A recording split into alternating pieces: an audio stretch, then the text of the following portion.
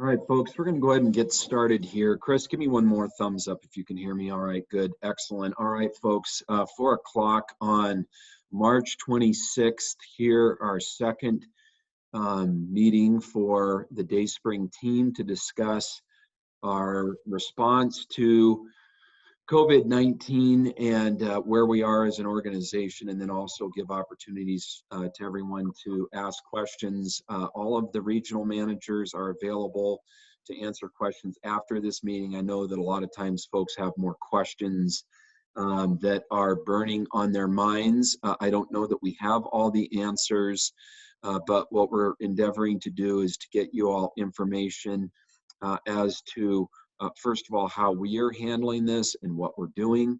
And then secondly, to talk about how we work together as an organization to get through certainly one of the biggest challenges we'll probably face in our lifetimes. Certainly the situation as we stand right now is very, very challenging across not only our country, but also increasingly in our state and around the world. I just saw that the United States of America's total number of COVID-19 cases has exceeded that of China, where this started, and certainly we can expect things to become more challenging as we move forward rather than less challenging. We believe that the restrictions that we will have on what we consider to be normal life will continue for some period of time. If what's happening in New York City is any indicator as to what we're facing, certainly we are going to have challenges as we move forward. As challenging as it is, a lot of areas are seeing that if there is distance between people. In other words, the less density that we see for the population, the less this seems to explode. So I don't know about all of you, but I'm very thankful that we live in Montana, where the density is a lot lower than it is in other areas of the country. One of the things that is important as you hear this, certainly, I don't know, there's so much information out there, it's hard to know what to believe, but some things that we know are that we can take some courage in is that there's a lot of good things happening in our country in the midst of this crisis. I was reminded by Tim Malone of this just minutes before this meeting started. Lots of people are looking to solve problems in a creative way. They're pulling together to solve these problems. Our country before this crisis was incredibly divided. And certainly it's my hope that out of this disaster that we face, that several positive things will happen. First of all, we will have more ability as a country to work together to solve problems. And the second would be that we as a country would be have an increasing level of gratefulness for what we have. I think a lot of people have observed that we really kind of got spoiled for a while. So being able to recognize how blessed we are, certainly we hope that will be an upside in this. As I already said, the cases are increasing. And it's thought that probably about 50% or maybe greater than the population in the United States is going to get COVID-19. In fact, as you hear the experts speaking, they're talking about likely if we have 81,000 confirmed cases in the United States, in reality, we likely have hundreds of thousands of cases right now where people are walking around and they don't know that they have COVID-19. So there is going to be an increasing number of people that catch this virus, that become infected by this virus, but we can take some comfort in the fact that it is only a very small percentage of the population that is having really a very, very difficult experience as they have become infected. Now, this is not to say that the people who, that those of us who may get it and don't have a very acute symptoms, that we don't have all of the continued focus and compassion for the folks that do have it. But we can be grateful that it is a very small percentage of this that are being acutely affected. Now, what that is going to do is it is going to continue to put a lot of pressure on our services, our healthcare services specifically, and there's a lot of reason why we are trying to prevent the spread of this by keeping distance and by keeping good hygiene practices in place. I want to remind everyone how important it is to continue to use and to abide by the practices that we put in place several weeks ago. And as a quick reminder, of course, those can be found on Dayspring's website. They're on posters that are placarded across your facilities. You need to make sure that you are washing your hands regularly for at least 30 seconds. We need to continue to practice social distancing, keep 6 feet between you and your customers or your coworkers. We need to continue to have disinfection practices throughout our own facilities by making sure that several times per day, we've been trying to make sure at least once every 2 hours we are disinfecting or applying a disinfectant to high-touch surfaces throughout our facilities. We also have mandatory usage of personal protective equipment on our job sites. We're doing this not only to protect you from the virus and to slow the spread of this as much as possible, but also to protect our customers. It's very likely that some of our team members right now, some of the people on this call, may have COVID-19 and not even know it. And you may never know that you have it. And the problem here is that you still have the ability to carry the virus and to infect other people, which is why it's so important that we continue to abide by these practices that we've put in place.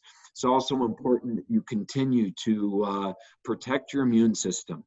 If there's ever a time that rest is important, and I know it's difficult, if you're anything like me, it's a little more difficult to sleep these days, but certainly good rest, good nutrition, avoid alcohol, avoid, especially, not to name any names, but some guys here in our company like Devo and Josh Preble, like to have Red Bulls. Stay away from the doggone Red Bulls, guys. Those do not help your immune system. Caffeine, loading up on caffeine doesn't help you. Make sure you get good rest, get good nutrition. You're going to need it more than ever. Okay? So that's just kind of some updates as to where we are. It's not good, but it doesn't do us any good to ignore the brutal facts that we face and to work together, not only as a nation, but also as team members and as families and as fellow dads and moms and brothers and sisters. I want to cover a few things that are happening at the federal level that pertain to us. You have heard probably a lot about legislation that has passed it. You've heard a lot about this $2 million plus stimulus bill that was recently passed by Congress.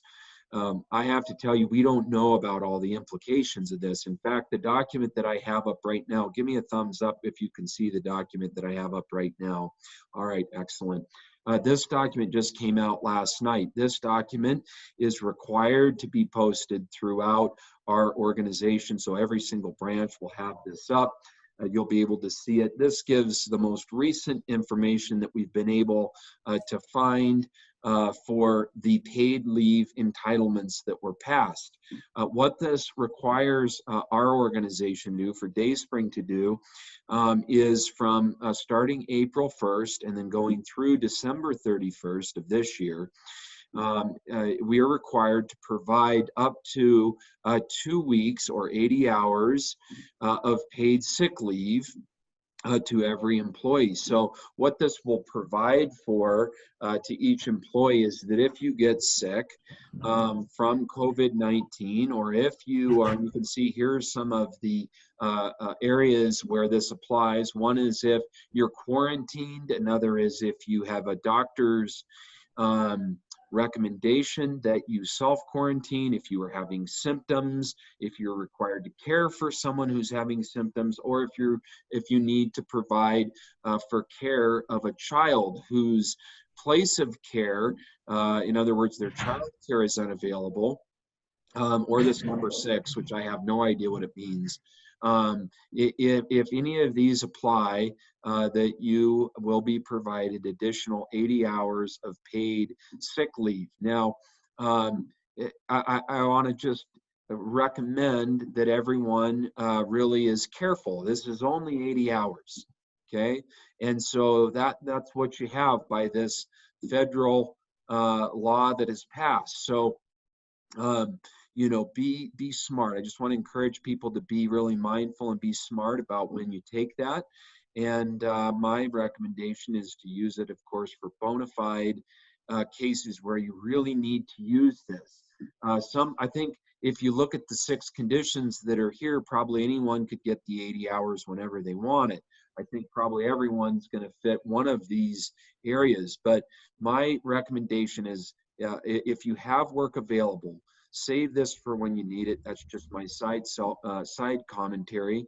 You can use it when I think as we get more guidance, certainly when you need to. But if you have work available now, my recommendation is use this when you have one of these that are absolutely necessity. In other words, you go, okay, I'm experiencing symptoms here. I shouldn't be around people. I need to get better. That would be a case where it'd be obvious you need to use this and it's here for your benefit.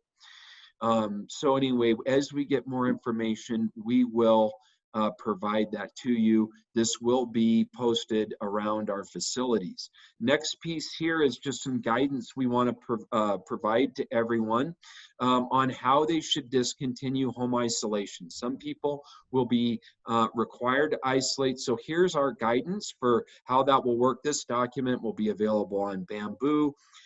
Jody's been putting a lot of information together, and more FAQs, which are documents that just give you information you need, will be available there and readily available for you to see, to give you guidance as to how you will move from home isolation, if that's what you're required to have, back into the workforce, okay?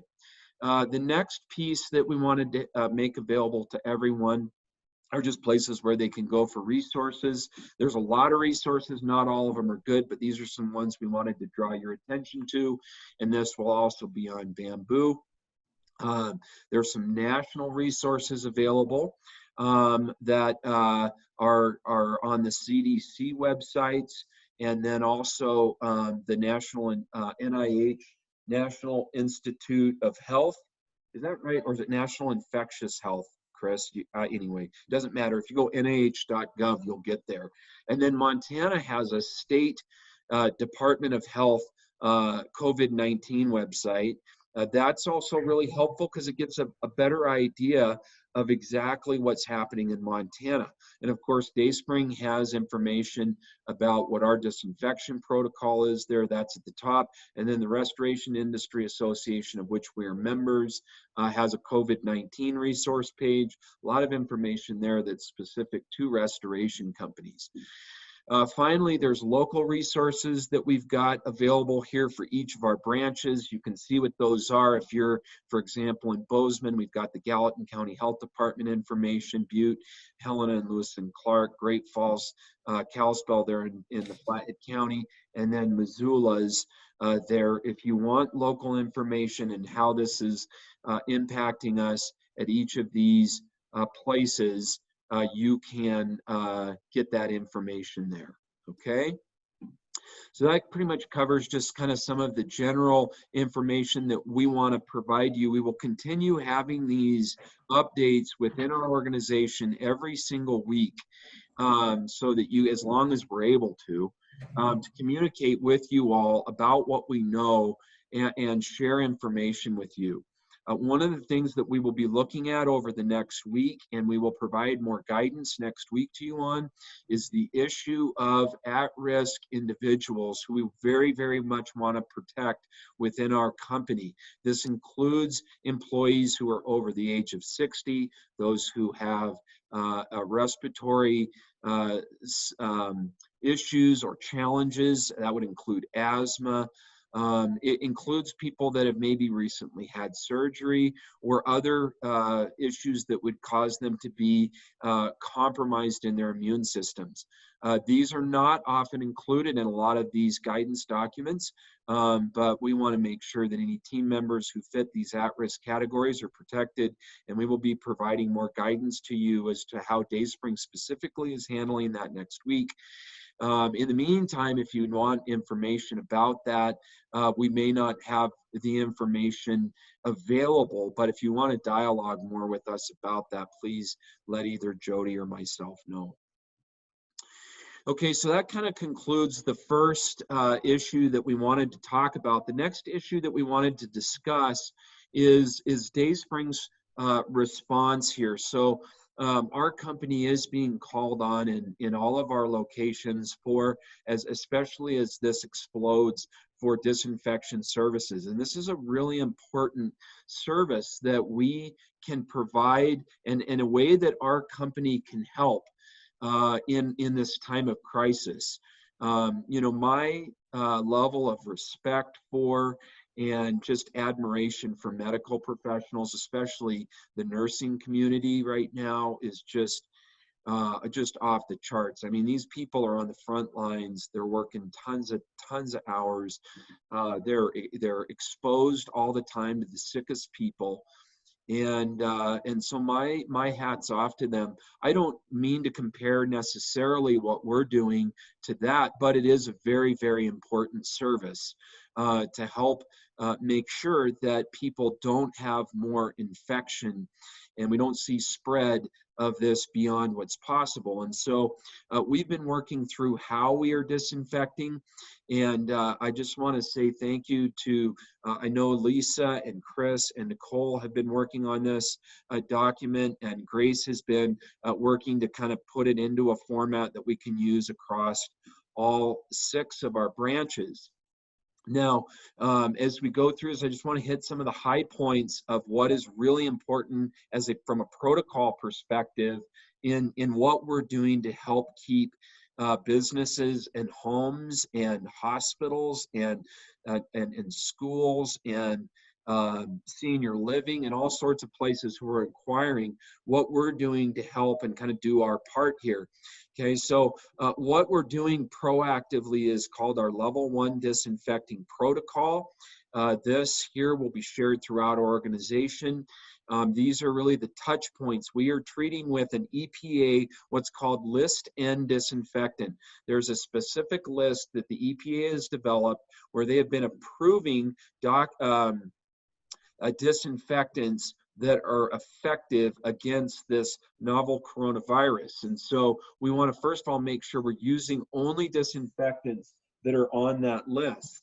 And we're hitting the touch points, or we're applying disinfectant to the touch points throughout these areas. And we're doing that all the while that technicians are in full PPE, meaning that they are fully protected against the virus while they're doing this work. It's absolutely essential when we're doing this work. This is not work that we're doing in buildings that have a known infection, but rather in buildings that someone's taking proactive steps to make sure that their workplace or the space that they're occupying is safe. Now, Lisa and Mark McDiffett and I'm sure some other folks were involved in this.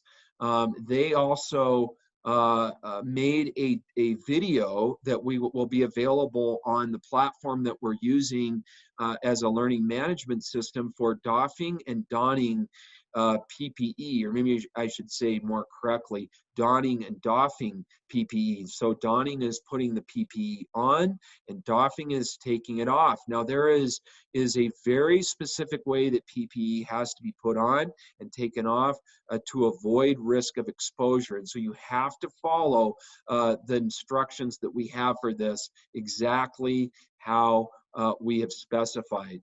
Now in this protocol, we're working on finalizing this. Grace is still working on it. I just said, Grace, get me the best document that you can right now. So she still has a little bit more work that she's going to be doing on this.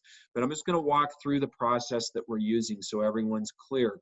Now, some people, if we have a a point at which we can't do construction, we certainly can utilize construction workers for this work. If you're wanting to be able to have work, we certainly can make this available probably to some of our construction workers as long as they're properly trained. Now, one quick comment I want to make on properly trained. We do not want to be training employees ever on the job site. We want to only be training, doing all of our training in our facilities. And in fact, we actually kind of have a benefit of doing that. If we're training in our facilities for the work that we're doing out in the field, we can further ensure that our building is the most hygienic, safe building in the counties that we work in, okay? So we'll be doing all of our training and all of our practicing only in our facilities, never out on our job sites, all right? It's really, there's just a heightened level of concern right now, and the last thing we would want is someone being trained out actually on the job site, all right? So that being said, here's our process, and again, everyone will have this. Step number one, we're putting on, or we're donning full PPE outside the area to be disinfected. So we're not putting any of our personal protective equipment anywhere in the building that is going to be treated, okay? Then we're setting up a staging area where our equipment and the mixing of our disinfectants will be conducted. And there's instructions in here as to how they are mixed. Now, I cannot emphasize enough that we have to follow exactly what is specified here. It is incredibly dangerous and risky for us to ever mix disinfectants without the measuring tools that we need to make sure that they are exactly how they are specified. If we mix them too strongly or too weakly, the disinfectant does not work in the way that it was specified. So this is absolutely, totally critical, okay? Now, one of the disinfectants that we will probably be using more and more is just simple chlorine bleach, okay? Now, it's important that when we're doing that we are not risking bleaching or removing color or affecting materials. Here in this guidance, it says, protect porous materials when we're using bleach. That's really, really important, okay? Now, the next thing that's really, really important is in step 4 of this process, where we are providing dwell time according to the label to make sure that it can deactivate the virus. If you simply wipe the areas that may be affected and they dry out in 30 seconds or a minute, instead of, like it says right here, 10 minutes that's required for shockwave, then we're not doing our jobs. We're not deactivating this virus, and there's additional risks. So that's really, really important. Once the work is done, we are then removing the personal protective equipment or doffing it in a way that's safe, and we're disposing that personal protective equipment in a way that's safe, okay? And so if you follow these instructions here, you will find that it is probably the safest place that you can be within that personal protective equipment. But you have to follow the instructions here. Guys, it's just absolutely critical. If you're working in these buildings, again, it's probably a lot safer than going to the grocery store. Again, remember this. They say probably 80% of the people who have COVID-19 right now don't even know that they have it, but they're spreading it.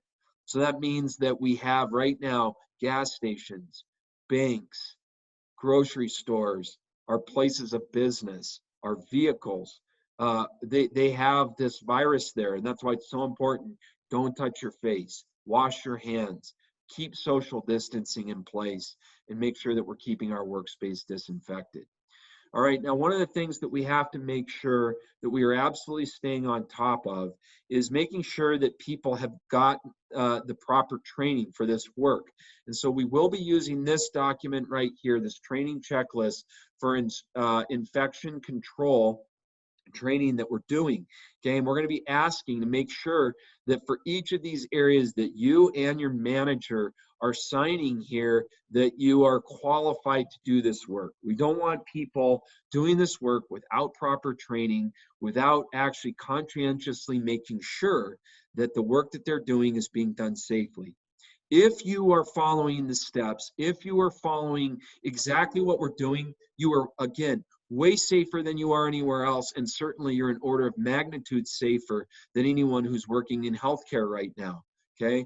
But again, very, very important that you follow these steps and you proceed with caution, okay? Now, the last thing I've saved to discuss here is probably one of the most important, last item we're going to discuss. And this is, we've not confirmed, but we've heard rumor that the governor of the state of Montana is going to be issuing a shelter-in-place order as early as today. What this means, many states have already done this, is that anyone who does not work in what is considered an essential business is required to stay in their homes. Now, there are a lot of exceptions to shelter in place.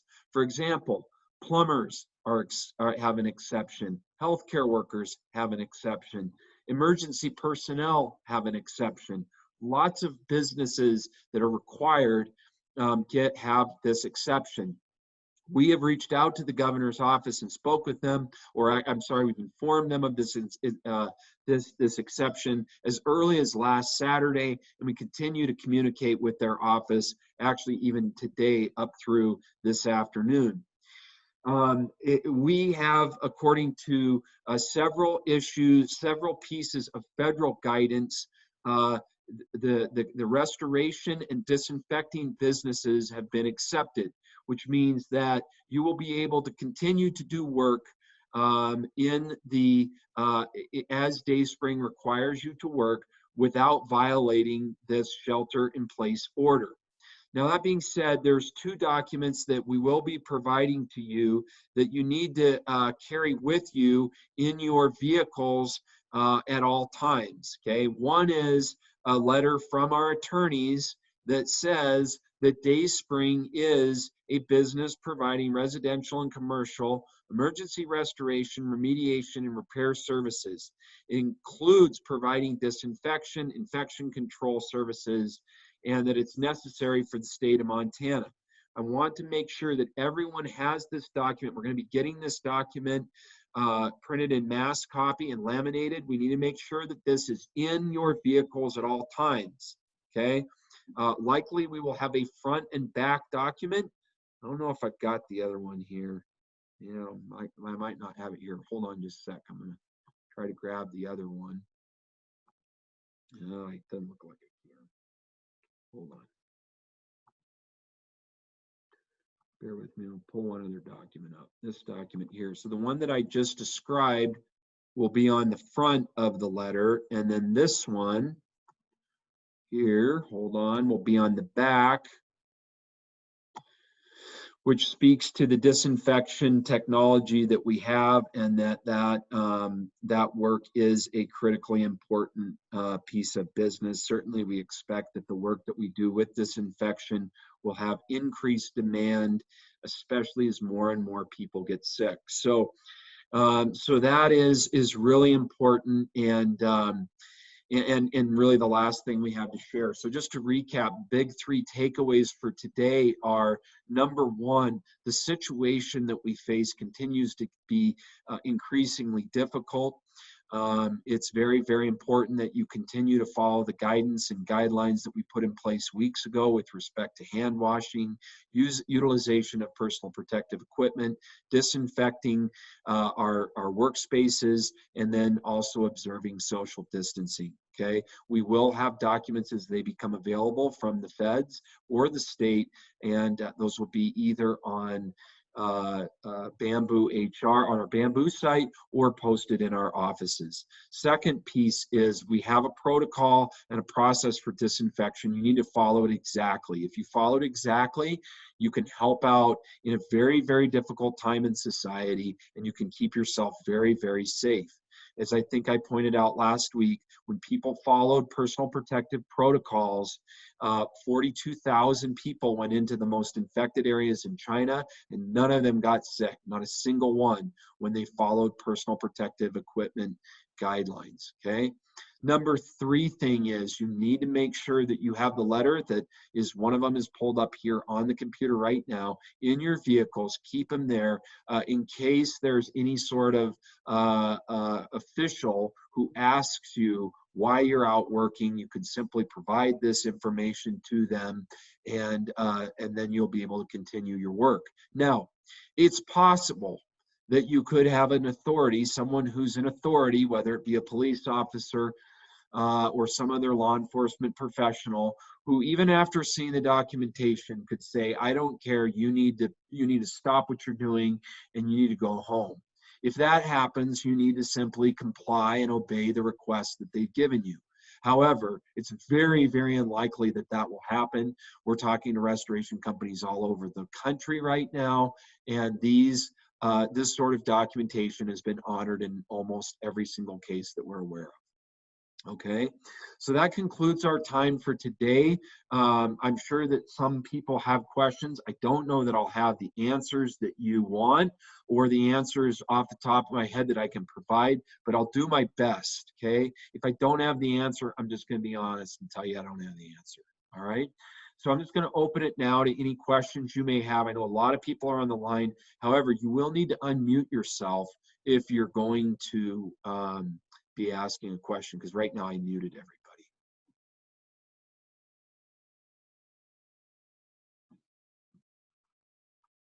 Maybe nobody has any questions. Isaac Stitch has a question here, Mark. Oh, okay, I'm sorry. Go ahead. Who had a question? Hey, Mark, it's Isaac. Hey, Isaac. I know you said something briefly about it, but I was just wondering, are we not doing any work inside of confirmed contaminated houses, or is that? No, we are doing work on confirmed cases. Right now, those are pretty rare, Isaac, because just the number of cases in Montana is low. I mean, I think eventually, within a couple of weeks, probably everything we're working is going to be a possible suspect or confirmed case. I mean, it's going to be everywhere. So when we get into cases that where there actually is an infection, we have additional steps that we take, including the use of Steramist. Right now, our management team and myself are involved in all those confirmed cases. And as we get more information and as we see more of this, we will be updating you in these weekly calls. But right now, they're really, really rare. Great. Thank you, Mark. You bet. We got one more here, Mark. Okay. Hey, Mark, this is Tyler from Helena. Hey, Yeah, Tyler. I was just curious, as far as if that shelter-in-place order does come through, is that going to affect every department differently? I guess I'm more sort of curious about repairs. Yeah, so continuing. Yep, so we probably won't know for a couple of days. Supposedly, one of the things that has been exempted is construction. So construction very well may be able to continue. If we do have a shelter-in-place order, we fully expect that if a home or a property that we're working in is occupied, we probably will wait to do the repairs until the shelter-in-place is lifted. But the most important things are going to be disinfection services, and then also the emergency response that we have. You know, think of a property where there's been a fire and we have to do a board up and offer emergency services to stabilize the property, or in a case where we have emergency water extraction that's required. And we're doing not only the extraction, but then also the restorative drying. So stay posted on repairs. We're probably okay for repairs right now, as long as there's not anybody living in that space. If they're unoccupied spaces, we're probably fine, but we'll get more guidance hopefully after the shelter-in-place orders issued. I mean, we haven't even seen it yet. Perfect. Okay. Thanks, Mark. Yep. Hey, Mark, this is Allie. Hey, Allie. Hey, the shelter in place, how does that affect the office staff? That's a good question. We don't know. Likely we will have continue to do what we've been doing up till now, which is to the degree that we can offer anyone that it's practical for to be able to work remotely or work from home. The biggest issue we're going to have to solve is the intake center, which of course is where you're at. And in that case, that will certainly be critical to continue to operate and would be considered a critical or essential piece of our business. Thanks. What else? Certainly don't be shy, guys. If I don't know, I'll just tell you I don't know. Hey, Mark, it's Madison. Hey, man. Hey, I was just curious if we knew how this was going to affect the contents department. I know that we've been, disinfecting and everything in the mornings, but I was just curious about that.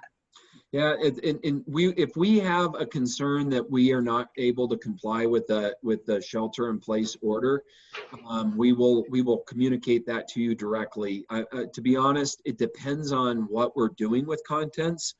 Certainly, if we're removing contents from a property because it's what's required to deal with the property and to protect the property, we would continue to move forward with that for sure. Any disinfection that we're doing of personal property, that would move forward. Some of the areas we'll probably have to have some discussion as a management team and get back to you. Okay, thank you. You bet. All right. What else? Hey, Mark, it's Jack from Great Falls. Yeah. I have a question about traveling to and from work. If we get the shelter in place, do we keep that paperwork in our personal vehicles to and from work, or? Excellent question, Jack. Excellent question. We will make as many copies of that available and laminated copies available as possible so that you can have it in your personal vehicles. I think that's an absolutely excellent point that you raise. And yes, you should have them in your personal vehicles so you can get to and from our wherever we're working. So that's an excellent question. One thing that I would also just encourage people to do is, just save that document on your phone so that if for whatever reason someone comes up and says, hey, what are you doing, and you're not near your vehicle, you can just pull your phone up, pull the document up, and reference it at that point. But Jack, that's an awesome question. Thank you. Hey, Mark, this is Aaron over here in Butte. Hey, Aaron. Hey, so I had a question that kind of goes along the lines with the occupied spaces. If the shelter in place does go into effect, so for our MIT guys, we have some jobs coming up that are occupied homes. Will we have to postpone those jobs and reschedule them? Depends on the services that we're doing. If we're drying a structure out, if any of the work that we're doing were to stop and the property were to be negatively impacted by us stopping work, then that would be considered an essential service. Okay. So if we're drying a home out, disinfecting a home, extracting water, cleaning surfaces so that people can live in it, any of that stuff, it's going to be considered an essential service. Okay, sounds good. Thank you. You bet. You guys are coming up with great questions. All right, I just want to ask real quick, any of the regional managers or leadership team, is there anything that I did not cover that you guys can think of? I kind of went through a lot of information quickly, and I've had a pretty crazy day, so I wasn't able to spend as much time prepping for our meeting as I wanted. Hey, Mark, this is Jerry in Kalispell. Yes. I'd like to ask everybody when they do get these documentations to be good stewards of Dayspring and represent us well and not just abuse that for personal use, if they would. Talk a little bit more about that, Jerry. Well, I see that in other places where they have this in place, people are using those letters and they're just out doing common things. And I just think that if Dayspring, we're out trying to help people, not use this personally. I think we should be good stewards and not abuse it. Yeah, and so do you mean like someone using the letter to, go to a friend's house or something like that, or just do something that really is not work related? Correct, yes. I'm not saying anybody would, but I just think that would be a good thing to talk about at first. Yeah, no, I think that's right. I think, we do need to remember that is to be used for essential services. I mean, there's not going to be that much stuff open, but yeah, definitely use that document for what its purpose was designed for. Thanks, Jerry. Okay, Dirk, Jody, anything that I left out? I'm going to go ahead and guess that at this point, there's not any more questions, that we've covered as much as possible that we need to for today. Again, we will be meeting this same time next Thursday to continue this discussion. You know, everyone, just I want to encourage everyone to stay positive. It's hard to stop for some people. I mean, they just literally watch the news all day. It's good to be busy. It's good to keep yourself busy, because you know, you can sit around and get to a point that you're so worried that you become paralyzed. Let's remember this. The majority of people, over 95% of people who get this disease and carry it, and that's going to be about half of us probably. About 19 out of 20 of us who get this are going to be okay. It's going to be, from a lot of people, it's going to be very, very, very much a non-event. For some people, it's going to be tough. We know it's going to be hard, and that some of our people who are infected by this, it's going to be a very, very challenging situation. And you have our commitment that we're going to support you, and that as a big team, you know, sometimes people say it's like we're like a big family. I want us to support each other as family. So on that note, I'm going to end. I know the management team will be around for more questions, and certainly they can reach out to me if we have additional issues we need to cover. Thanks for your attention. Thanks for being here, and together we're going to get through this. See you guys.